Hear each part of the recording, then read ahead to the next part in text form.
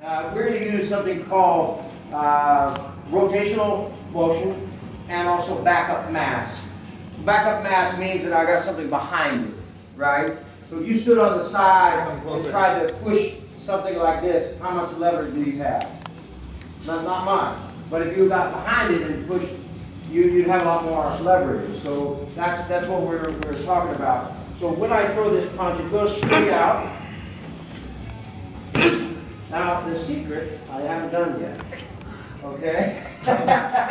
The secret is that we're going to hit them from a position that they don't think we can hit them at, first of all, the distance. And second of all, we're going to use an extended reach, and we're going to drive through our target. So if I go to here and I do this, that's fine. And you can see all the principles are there, right? Everything I taught you I'm doing, right? All that stuff. But now watch it. So what did I do different?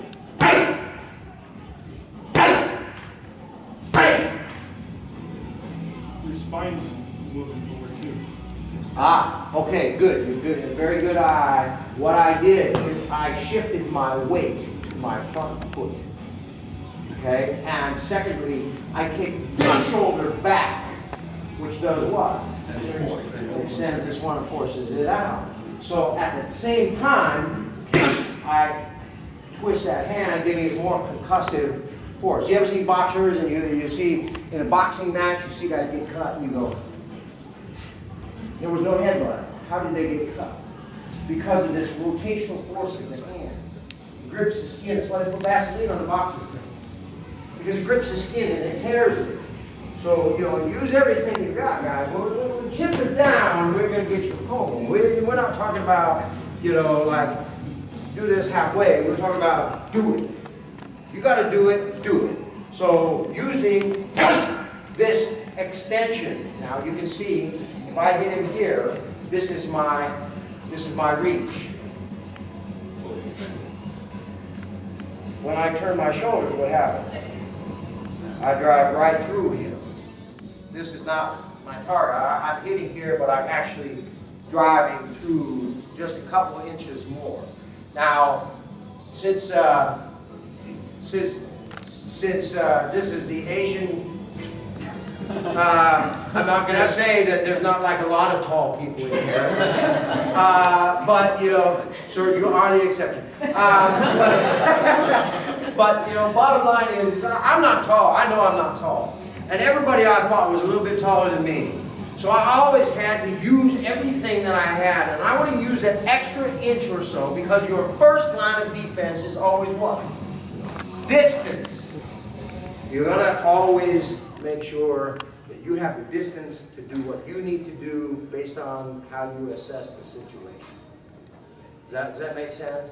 So the more distance, even if it's a couple of inches, the better. A couple of inches translate to a couple of seconds. That could be the difference for you.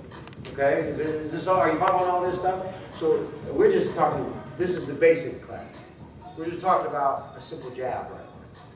But if you want to be able to knock somebody out with a jab, you simply put your entire body into it. I say kick this shoulder back. Some people, it translates better if you say kick this shoulder forward. But either way you do it, line your shoulders up. So you can see that the force, go ahead and set that down. You want the big one? You can see that the force of this, just hold still, where are you going?